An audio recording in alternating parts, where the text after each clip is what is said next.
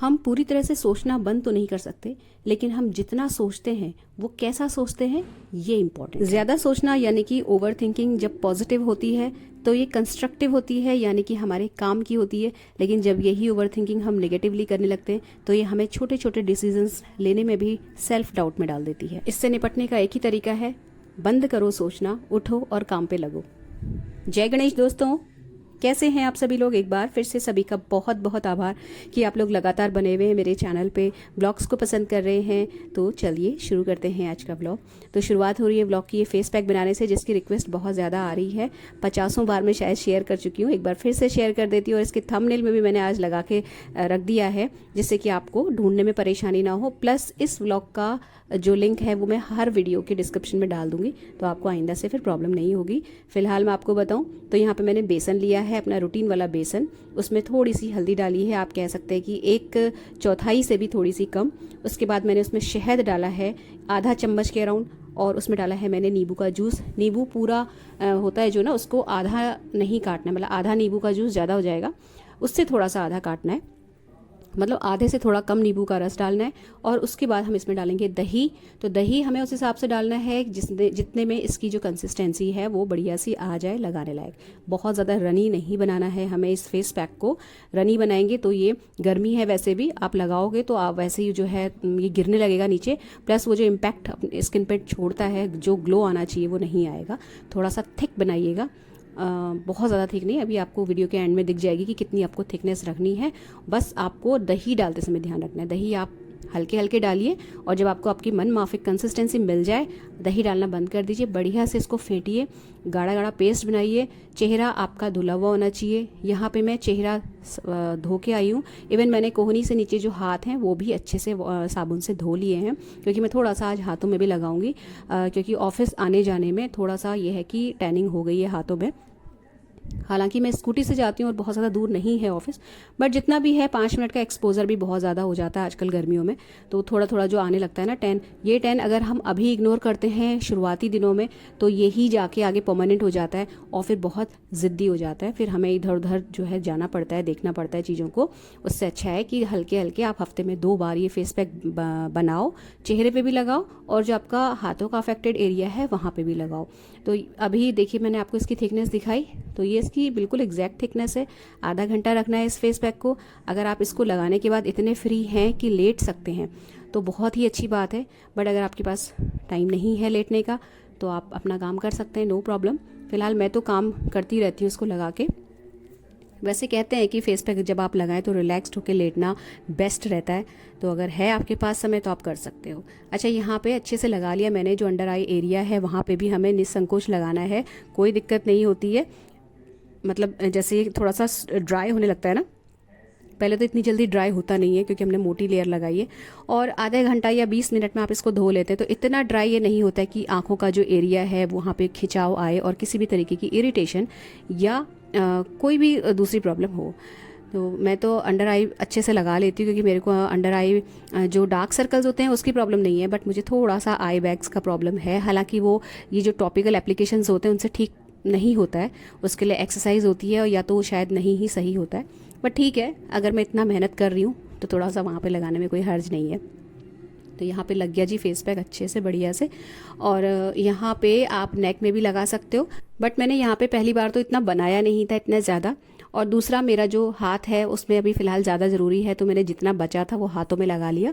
और नेक में भी अगर आप लगाएंगे तो पहले कोशिश कीजिएगा कि चेहरे के साथ गर्दन भी धो लीजिएगा, क्योंकि पसीना वसीना रहता है, स्किन के ऊपर गर्मी है। तो वो जो फेस पैक आप लगाओगे गर्दन पे या हाथों पे ना, तो अगर आपके हाथ या गर्दन थोड़े से गंदे रहेंगे या पसीना वसीना रहेगा लास्ट डे का, तो फिर वो डायरेक्टली स्किन के संपर्क में नहीं आता है, तो फिर उतना असर भी नहीं करता। साफ़ सुथरा धुला हुआ होना चाहिए एरिया जहाँ पे भी आप लगा रहे हो। अच्छा, यहाँ पे चाहो तो आप पूरी कोहनी और ऊपर तक भी लगा सकते हैं, लेकिन मैं इसलिए नहीं लगा रही हूँ क्योंकि फिर काम करने में दिक्कत हो जाती है। तो जो ऊपर वाला एरिया होता है ना हाथों का, जो एक्सपोजर जिसको ज़्यादा मिलता है, वहाँ पे मैंने सिर्फ लगाया है। और जिससे कि क्योंकि जो नीचे वाला जो अंदर वाला अंडर आर्म्स वाला या अंदर वाला जो हाथ रहता है वो वैसे भी थोड़ा सा साफ़ ही रहता है, ऊपर ऊपर से ज़्यादा टैनिंग होती है, तो वहाँ पे मैंने लगा लिया। और उसके बाद हम अपने काम पे लग जाएंगे। फ़िलहाल यहाँ पे मैं अपनी जो मदर इन लॉ है उनको चाय पहले ही दे चुकी हूँ, और ये पैक लगाने के बाद फिर मैं अपनी चाय बनाऊँगी। मतलब इनफैक्ट वो बनी रही है, पक रही है चाय। इसके बाद मैं पीती हूँ 1 कप चाय अच्छे से, बैठ के घूमने नहीं जा रही हूँ आज भी। और ये रहता है कि अभी जब चाय पी लो तसल्ली वाली, तो फिर उसके बाद काम करने में हम फिर जुट जाते हैं। तो फिलहाल मैं यहाँ पे पोछा झाड़ू लगा चुकी हूँ, और क्योंकि मैं ये चेहरा लेके अपनी सासू माँ के सामने नहीं जाती तो इसलिए मैं उनका पूरा सारा जितने उनकी रिक्वायरमेंट्स होती है मॉर्निंग वाली वो कर दी हैं उनको। उसके बाद मैं अपना इधर आके फेस पैक लगा देती हूँ। तो थोड़ा सा ऐसे मैनेज करना पड़ता है। तो नाश्ते में अभी जो है फ़िलहाल कुछ बन नहीं रहा है, क्योंकि लास्ट डे मेरी ननद का बर्थडे था और उनकी बर्थडे में मैंने पाव भाजी बनाई थी, तो बचे हुए हैं पाव भी और भाजी भी अच्छी खासी बची हुई है। तो नाश्ते में तो वो बन जाएगा। बाकी लंच में उड़द की दाल की खिचड़ी बनेगी। और एक रिक्वेस्ट भी आई थी कि मैं इसकी रेसिपी शेयर करूं, तो आज बनाई है, बाई चांस की बात है तो मैं हाथ के हाथ शेयर भी कर रही हूँ आपके साथ। तो चावल और उड़द की जो छिलके वाली दाल होती है वो मैंने जस्ट मतलब हाफ का रेशो तो नहीं बोलूँगी मैं, चावल थोड़े से ज़्यादा और उड़द मतलब आधे से ज़्यादा चावल और आधे से थोड़ी सी कम उड़द की दाल। कहने का मतलब है अगर आप ग्लास से मेजरमेंट कर रहे हैं तो आधा ग्लास से हल्का सा बढ़ा के चावल लीजिएगा, और उसी तरीके से आधा ग्लास से हल्का सा कम करके आप उड़द की दाल ले लीजिएगा। ठीक है, उसको धोने के लिए मतलब मैंने वहाँ पे भिगो के रख दिया है। रायता बूंदी का बनाया है उसके साथ खाने के लिए। और यहाँ पे मैंने अब उसको छौंकने की तैयारी कर रही हूँ, तो प्रेशर कुकर मैंने देसी घी डाला है। थोड़ा सा यहाँ पे अच्छा देसी जो घी है थोड़ा ज़्यादा डालिएगा अगर आप बना रहे हो तो। 2 सूखी साबुत लाल मिर्च को तोड़ के मैंने घी में डाल दिया है। भर के चम्मच जीरा जाएगा इसमें, मतलब जो जीरा है अच्छा मात्रा में डालिएगा। और इसी तरीके से जो हींग है वो भी बढ़िया क्वांटिटी में जानी चाहिए, क्योंकि इसमें हम और कुछ नहीं डाल रहे हैं। और जो देसी घी में इसका फ्लेवर आता है बहुत गज़ब का आता है। यहाँ पे एक छोटा सा हैक है, जब आप तड़का लगाएं ना, घी गरम करके आप पहले फ्लेम को बंद कर दीजिए। उसके बाद ये तीनों चीज़ डालिए, सूखी लाल मिर्च, ज़ीरा और हींग। उसके बाद आपकी फ्लेम तो ऑफ है ये, तो ज़ीरा और हींग जो है वो जलना नहीं चाहिए। और आपने वहाँ पे ढक्कन लगा दिया, मतलब आपने छौंका लगाने के बाद खिचड़ी नहीं डालनी है कुकर में सीधे। इतना करने के बाद ये तीनों चीज़ें देसी घी में डालने के बाद आपको ढक्कन लगा के छोड़ देना है, जिससे कि जो खुशबू है वो अच्छे से प्रेशर कुकर के अंदर बंद हो जाती है। और यहाँ पे बस आपको ये ध्यान रखना है कि जब आप ये तीनों चीज़ें डालें देसी घी में, तो ये जो घी है एक्सेस में गर्म नहीं होना चाहिए, क्योंकि आपको ढक के रखना है। तो आप ढक के रखोगे ना तो जल जाएंगी तीनों चीज़ें, ये बस ध्यान रखिएगा। यहाँ पे पाव सिक रहे हैं और हाथ के हाथ सारे लोग जो है नाश्ता करते जा रहे हैं। लास्ट में फिर मैंने अपने सेके थे और मैंने फिर नाश्ता किया था। जो उड़द की दाल और चावल भिगो के रखे हैं उनको बीच बीच में मैं धोती जा रही हूँ, और बस उसको साफ़ पानी में लास्ट में जो है उसको भिगो के रख दिया है। और यहाँ पे जो प्रेशर कुकर में मैंने डाला था ज़ीरा, हींग और ये अपना सूखी लाल मिर्च, वो अभी ऐसे ढक के मैंने छोड़ा हुआ है। अच्छा, उसके बाद हम इसका ढक्कन उठाएंगे और यहाँ पे जो हमने दाल और चावल का मिक्सचर है वो डाल देना है। इसके बाद हम फ्लेम ऑन कर देंगे। मैं अभी ऑन नहीं करती हूँ क्योंकि मुझे ऑफिस जाना होता है, मेरी ननद कर देती हैं। बट अगर आपको पकाना है, दाल चावल आपके भीगे हुए, तो आप अभी ऑन कर दो। पानी यहाँ पे उतना डालना है जैसे हम चावल में डालते हैं ना, उससे हल्का सा कम डालिएगा, ठीक है। और नमक, हल्दी और जाएगी इसमें कुटी हुई लाल मिर्च, दैट्स इट। इसके अलावा इसमें और कुछ भी नहीं जाता है। बहुत ही सिंपल लेकिन अमेजिंग रेसिपी है, शॉर्टकट है, बहुत जल्दी बन जाता है और टेस्ट भी बहुत यम्मी आता है। बस देसी घी थोड़ा सा ज़्यादा डालिएगा, ज़ीरा ज़्यादा डालना है, हींग ज़्यादा डालनी है बस। और जो मैंने आपको तड़के वाला हैक बताया वो ज़रूर करिएगा। तो ये तो हो गया जी रेसिपी। और जिन्होंने इसकी रिक्वेस्ट की थी, मैं एग्जैक्टली उनका नाम अभी याद नहीं कर पा रही हूँ, नहीं तो मैं अभी नाम ले लेती हूँ उनका। अच्छा, उसके बाद मैं शॉप पे चली गई और ये जो आपको मैं दिखा रही हूँ अपना कुर्ता, ये अभी फ़िलहाल मैंने ना अभी रिसेंटली मिंत्रा से मंगाया है। अच्छा है, फैब्रिक भी अच्छा है, मुझे पर्सनली इसका कलर अच्छा लगा इसलिए मैंने मंगाया और मैं धो के इसको पहन रही हूँ, तो बढ़िया है, श्रिंक नहीं हुआ, कपड़ा अच्छा है। 800 या 750 के अराउंड इसका प्राइस था। अच्छा, अगर आपको लगेगा तो आप अगर बोलेंगे तो मैं लिंक दे दूँगी। एक चीज़ और जो मैंने लास्ट व्लॉग में भी बोला था वो ये था कि जैसे मैंने आपको बताया ना कि जो यूट्यूब जो करते हैं उनका यूट्यूब YT स्टूडियो नाम से एक ऐप होता है, उसमें सारा एनालिटिक्स आता है, कौन कितना किसको कितना परफॉर्मेंस पे क्या सब्सक्राइबर और क्या वॉच टाइम, ये सारी चीज़ें। तो देखिए ये है मेरा, मैं आपको दिखाऊं, मैंने स्क्रीनशॉट लिया हुआ है। ये सब्सक्राइब जिन्होंने किया हुआ है वो 50% लोग हैं जो मुझे देख रहे हैं, और जिन्होंने नहीं सब्सक्राइब किया हुआ है वो 44% के अराउंड हैं जो मुझे देख रहे हैं, ब्लॉग को पसंद भी कर रहे हैं लेकिन उन्होंने सब्सक्राइब नहीं किया है। तो अगर आप भी उन्हीं में से एक हैं तो आपसे हाथ जोड़ के रिक्वेस्ट है कि प्लीज़ सब्सक्राइब ज़रूर कीजिएगा, क्योंकि 40% एक बहुत बड़ा आंकड़ा है। और आप समझ लीजिए अगर जितने लोग देख रहे हैं सब सब्सक्राइब कर लें तो मेरा अकाउंट कितनी जल्दी और कितना स्पीड में बढ़ जाएगा। अच्छा, जब मैं शॉप से आई थी तब तक मेरी जो ननद हैं वो खिचड़ी में उन्होंने प्रेशर लगा दिया था और वो लोग खा चुके थे। अभी फ़िलहाल मैं आई हूँ तो मैं अपने हस्बैंड का लगा रही हूँ और मैं भी खा लूँगी। मुझे ये वाली जो खिचड़ी है कुछ खास ऐसी बहुत ज़्यादा पसंद नहीं है, बट अभी रायता और चटनी सब चीज़ें हैं तो इसलिए मैंने खा लिया, नहीं तो मुझे ये ना कुछ खास अच्छी लगती नहीं है। बाकी हमारे घर में जितने भी लोग हैं सबकी बहुत फेवरेट है। ख़ास तौर से जब मैं ये खिचड़ी बनाती हूँ तो मुझे मेरी दोनों बेटियों की बहुत याद आती है, क्योंकि उन दोनों को ये खिचड़ी बहुत पसंद थी। मतलब जैसे होता है ना कुछ स्पेशल, अगर मैं उनसे बोलूँ कि बेटा कुछ खाना है तो जैसे रहता है लोग बच्चों का कि ये बनाओ वो बनाओ, बहुत डिफ़िकल्ट सी रेसिपीज़ बताते हैं तो वो बोलते हैं कि खिचड़ी बनाओ। तो मतलब मुझे हंसी भी आती है और अच्छा ही है, देखिए टाइम भी बचता है, बट उनकी बहुत फेवरेट है। बस वो इसके साथ मट्ठा भी पीते थे। मैंने यहाँ पे मट्ठा नहीं बनाया है, तो जब भी ये खिचड़ी बनती है इसकी खुशबू आती है ना तो मुझे दोनों बेटियाँ अपनी बहुत याद आती हैं। तो यहाँ पे मैंने अपने हस्बैंड का लगाया और थोड़ा सा मैंने भी खा लिया था क्योंकि रायता और चटनी थी। बस ये हमारा लंच हो गया। इसके बाद ना रात का जब डिनर बनाया है तो मैंने पनीर बनाया था, तो मैंने उसका अच्छे से शूट कर लिया क्योंकि पनीर के लिए बहुत पहले रिक्वेस्ट आई थी। उसके बाद मैंने 2-3 वीडियोस में डाली थी रेसिपी, लेकिन उनका कुछ रिस्पॉन्ड नहीं आया, तो आज मैं फिर से शेयर कर रही हूँ। अगर आपने नहीं देखा है तो आप ज़रूर देख लीजिएगा।